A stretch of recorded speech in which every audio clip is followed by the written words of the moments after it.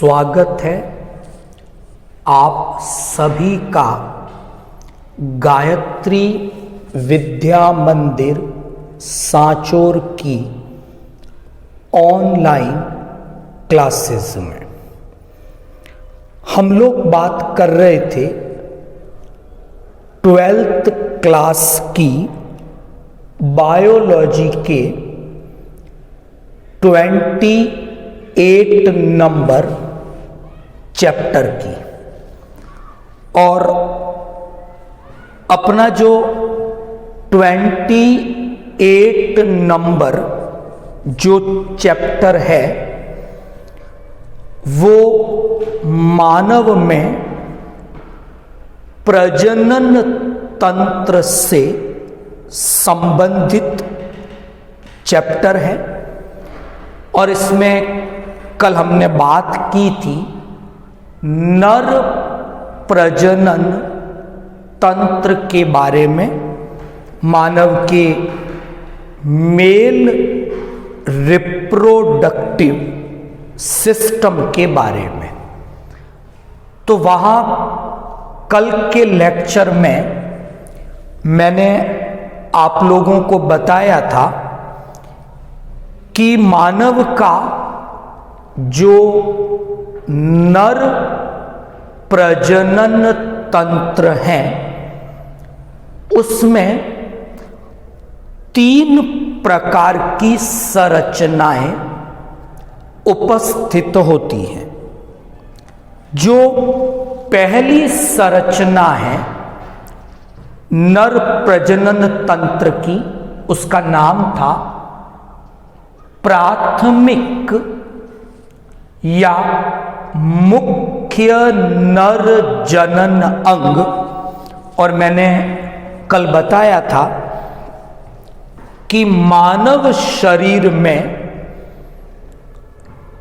Testis प्राथमिक या मुख्य नर जनन अंग के रूप में कार्य करता है। तो आज के इस वीडियो लेक्चर में हम लोग टेस्टिस या वृषण की संरचना के बारे में डिस्कशन करेंगे। दूसरा, मैंने कल बताया था कि नर प्रजनन जो तंत्र है उसमें नंबर 2 पे बात की थी सहायक जनन संरचनाओं की। कल के लेक्चर में ऐसी कुछ संरचनाओं के बारे में हम लोग बात करेंगे। और नंबर 3 पे मैंने कल बात की थी सहायक जनन ग्रंथियों की। तो फिर एक लेक्चर में हम प्रोस्टेट ग्रंथि, शुक्राशय ग्रंथि, इनके बारे में बात करेंगे। तो आज का अपना जो फोकस रहेगा वो टेस्टिस के बारे में रहेगा, जो कि मानव शरीर में प्राथमिक नर जनन अंग के रूप में कार्य करता है। इसे हम सामान्यतः नर जनक, अंग्रेजी में मेल गॉनेड के रूप में जानते हैं। तो स्टार्ट करते हैं आज के इस टॉपिक को और समझेंगे टेस्टिस के बारे में, वृषण के बारे में।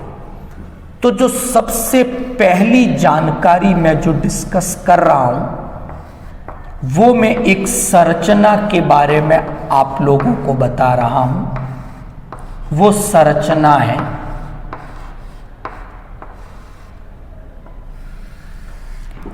वृषण कोश, अंग्रेजी में इसे हम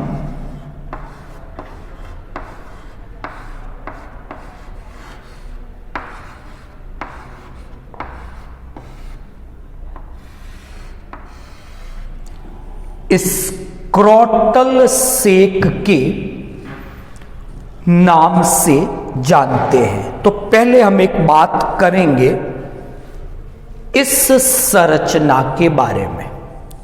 तो ये जो टॉपिक आज हम डिस्कस कर रहे हैं और उसमें मैं पहली बात कर रहा हूं वृषण कोश की, स्क्रोटल सेक की।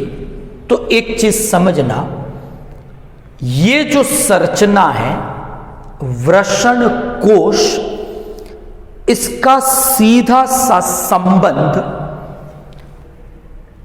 टेस्टिस की पोजीशन से है।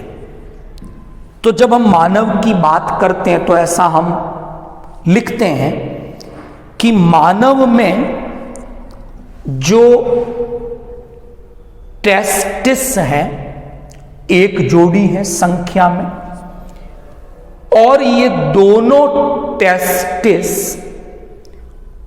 उदर गुहा के बाहर है। यानी अगर मैं अंग्रेजी में लिखना चाहूं टेस्टिस की पोजीशन, तो हम लिखते हैं एक्स्ट्रा एब्डोमिनल। यानी हम अगर हिंदी में लिखें तो ये दोनों टेस्टिस मानव शरीर में उदरीय गुहा के बाहर की ओर उपस्थित होते हैं। अब जब ये उदरीय गुहा के बाहर है यानी एक्स्ट्रा एब्डोमिनल है, तब ये दोनों टेस्टिस जिस संरचना में उपस्थित हैं उसी संरचना का नाम स्क्रोटल सेक वृषण कोश है। तो पहली जो जानकारी हमने पढ़ी वो है वृषण कोश स्क्रोटल सेक, यानी मानव में टेस्टिस पोजीशन के हिसाब से बात करूं, शरीर में स्थिति की बात करता हूं, तो ये टेस्टिस एक्स्ट्रा एब्डोमिनल है, उदरीय गुहा के बाहर की ओर स्थित है। और जिस चैम्बर में या जिस थैलेनुमा संरचना में ये टेस्टिस उपस्थित हैं उस संरचना का नाम वृषण कोश स्क्रोटल सेक है। यहीं पर दो नाम हमें और याद रखने हैं। दो प्रकार की पेशियां हैं। पहली पेशी का नाम है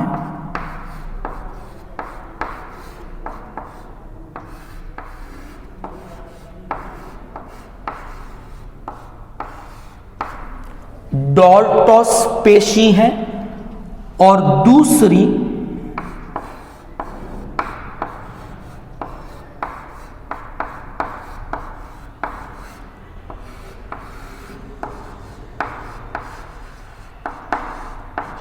क्रीमैसेटर पेशी है। डॉल्टोस एक अरेखित प्रकार की पेशी है,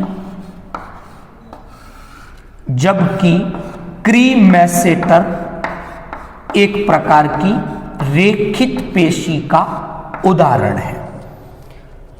तो ये जो दो पेशियां हैं डॉल्टोस, क्रीमैसेटर, इन पेशियों की सहायता से वृषण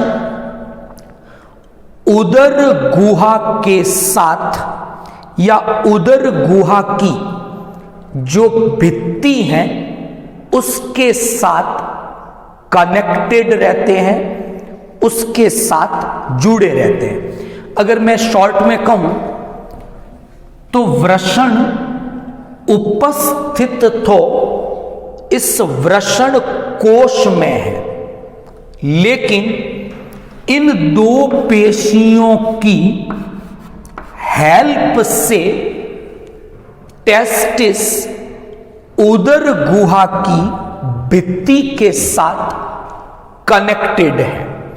अब यहां मैं एक चीज इंपॉर्टेंटली आपको बताऊं, और ये महत्वपूर्ण भी है एग्जाम के पॉइंट ऑफ व्यू से,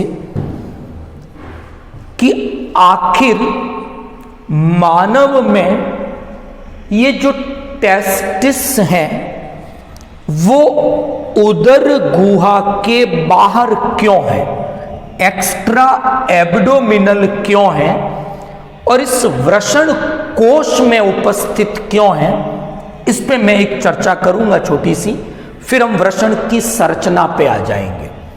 तो ध्यान रखना है, टेस्टिस में जो क्रिया हो रही है वो हो रही है आपके शुक्र जनन की, स्पर्मेटोजेनेसिस की। नर युग्मक है, इनके निर्माण की क्रिया है। और ध्यान रखना है, मानव में शुक्र जनन की जो क्रिया इस टेस्टिस में हो रही है, वो ध्यान रखना, मानव के शरीर का कोर टेम्परेचर 37 है, और ये क्रिया 37 से लगभग 2 डिग्री सेल्सियस कम तापमान पर होती है। मतलब मानव में टेस्टिस में जो शुक्र जनन की क्रिया हो रही है वो 35 डिग्री सेल्सियस टेम्परेचर पर हो सकती है, लेकिन मानव के शरीर का कोर टेम्परेचर, आंतरिक ताप 37 होता है। और ऐसे में अगर टेस्टिस उदरीय गुहा के भीतर होते जहां का टेम्परेचर 37 है, तो ये क्रिया संभव नहीं थी, और इसीलिए टेस्टिस उदरीय गुहा से बाहर एक्स्ट्रा एब्डोमिनल यानी बाहर आ गए, जहां का टेम्परेचर कोर टेम्परेचर से कम है, ताकि शुक्र जनन की क्रिया हो सके। सर्दियों में जब बाहर का टेम्परेचर ज्यादा कम हो गया, तो ऐसी स्थिति में क्या होता है कि ये टेस्टिस इन पेशियों के संकुचन के कारण इस स्क्रोटल सेक से ऊपर की ओर उदरीय गुहा के निकट विस्थापित हो जाते हैं। तो ये हमने बात की एक वृषण कोश के बारे में। अब मैं डिस्कस करूंगा टेस्टिस की संरचना के बारे में, वृषण की स्ट्रक्चर की हम बात करेंगे। तो क्या देखते हैं कि मानव में जो वृषण है वो टेस्टिस जो है उसके चारों ओर हमें 2 प्रकार के आवरण दिखाई देते हैं। पहले उन आवरणों के नाम हम लोग डिस्कस करेंगे।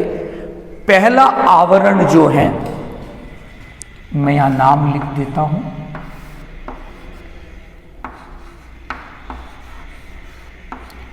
पहले आवरण का नाम है ट्यूनिका वेजिनैलिस।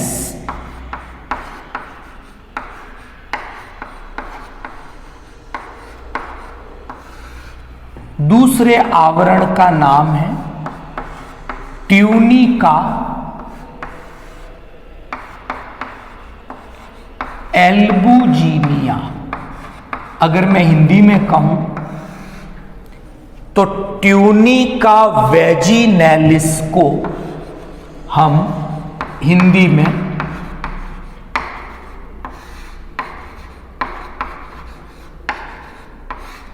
यौनिक कंचुक के नाम से जानते हैं, जबकि ट्यूनिका एल्बुजिनिया को श्वेत कंचुक के नाम से जाना जाता है। तो हम क्या देखते हैं कि वृषण की संरचना में दो आवरण हैं, यौनिक कंचुक और श्वेत कंचुक। और फिर हम क्या देखते हैं कि वृषण की संरचना में आपको कुछ पिंड, अनुप्रस्थ ऐसे पिंड दिखाई देंगे। जैसे अगर ये एक वृषण की संरचना है तो इस तरह से आपको कुछ अनुप्रस्थ पिंड दिखेंगे, और एक वृषण में इन पिंडों की संख्या लगभग 250 से 300 के आसपास इन पिंडों की संख्या है। और फिर हम क्या देखते हैं कि इनमें से एक एक पिंड के अंदर ऐसे ये कुछ संरचनाएं हैं। तो एक पिंड में 2 से 3 लगभग कुछ संरचनाएं होती हैं, जिन्हें शुक्रजनक नलिकाओं के नाम से जाना जाता है। तो वृषण की संरचना में 2 आवरण हैं। फिर हमने देखा कि कुछ अनुप्रस्थ पट्टियां पूरी लंबाई में दिखाई देती हैं, और एक वृषण की संरचना में आपको ऐसी 250 से 300 के आसपास पट्टियां दिखाई देती हैं, और इनमें से प्रत्येक पट्टी में या पिंड के अंदर 2 से 3 शुक्रजनक नलिकाएं दिखाई देती हैं। और यही शुक्रजनक नलिकाएं वृषण की संरचनात्मक और कार्यात्मक इकाई है। तो वृषण की संरचना में जो संरचनात्मक, जो कार्यात्मक इकाइयां हैं, उन्हें शुक्रजनक नलिकाओं के नाम से जाना जाता है। प्रत्येक शुक्रजनक नलिका के चारों ओर भी एक आवरण है, जिसे ट्यूनिका प्रोपिया इस नाम से जाना जाता है। अब मैं बात करूंगा वृषण की औतिकी की, कि अगर हम वृषण की ऊतकीय संरचना देखें तो वहां हमें 3 प्रकार की कोशिकाएं दिखती हैं। इन तीनों प्रकार की कोशिकाओं के क्या कार्य हैं, इस पे एक छोटा सा डिस्कशन हम लोग करेंगे। तो जो पहले प्रकार की कोशिका है जिनकी मैं बात कर रहा हूं, ये कोशिकाएं इन पिंडों के अंदर हैं, कि वृषण की संरचना में ऐसे पिंड हैं। तो आपको यहां पर यानी इन शुक्रजनक नलिकाओं के बाहर, इनके चारों ओर कुछ कोशिकाएं दिखती हैं। ये वृषण की संरचना में उपस्थित पहले प्रकार की कोशिकाएं, नाम याद कर ले, लैडिंग कोशिकाएं कहलाती हैं। इन्हें अंतराली कोशिकाओं के नाम से भी जाना जाता है। पहले भी मैंने बात की थी, पीयूष ग्रंथि LH ल्यूटिनाइजिंग हार्मोन मुक्त करती है। वो हार्मोन इन लैडिंग कोशिकाओं पर, इन अंतराली कोशिकाओं पर अपना काम करता है, और उसी LH की प्रेरणा से ये अंतराली कोशिकाएं, लैडिंग कोशिकाएं टेस्टोस्टेरोन नर लिंग हार्मोन का निर्माण व स्त्रावण करती हैं। तो पहले प्रकार की कोशिकाएं हुई। फिर हम बात करेंगे जो ये शुक्रजनक नलिकाएं हैं। यहां हमें दो प्रकार की कोशिकाएं दिखती हैं। पहले प्रकार की कोशिकाएं जो संख्या में ज्यादा है, इन कोशिकाओं को नाम दिया गया आदि जनन कोशिकाएं, या ये एक्चुअल में जनन उपकला कोशिकाएं हैं। यही आदि जनन कोशिकाएं, जनन उपकला कोशिकाएं शुक्र जनन की क्रिया में भाग लेती हैं, नर युग्मक शुक्राणुओं का निर्माण करती हैं। इसी शुक्र जनन नलिका में हम देखते हैं कुछ और कोशिकाएं हैं जो आकार में बड़ी स्तंभाकार कोशिकाएं हैं, संख्या में कम हैं। इन्हें दात्री कोशिकाएं, अंग्रेजी में नर्स सेल, सर्टोली कोशिकाएं, आलंबन कोशिकाएं, ऐसे कुछ नामों से इन्हें जाना जाता है। ये कोशिकाएं शुक्र जनन की क्रिया में जो शुक्राणु बन रहे हैं, यानी परिवर्धनशील शुक्राणुओं को पोषण देती हैं। इसके अलावा इन्हीं सर्टोली कोशिकाओं द्वारा इनहिबिन हार्मोन भी स्त्रावित किया जाता है, जो शुक्र जनन की क्रिया पे ऋणात्मक नियमन करता है, पहले डिस्कस कर चुके हैं। और इन्हीं सर्टोली कोशिकाओं के द्वारा एंटी मुलेरियन हार्मोन भी बनाया जाता है। तो ये हमने वृषण की संरचना की बात की और वृषण की संरचना से संबंधित कुछ जानकारियां हमने डिस्कस की।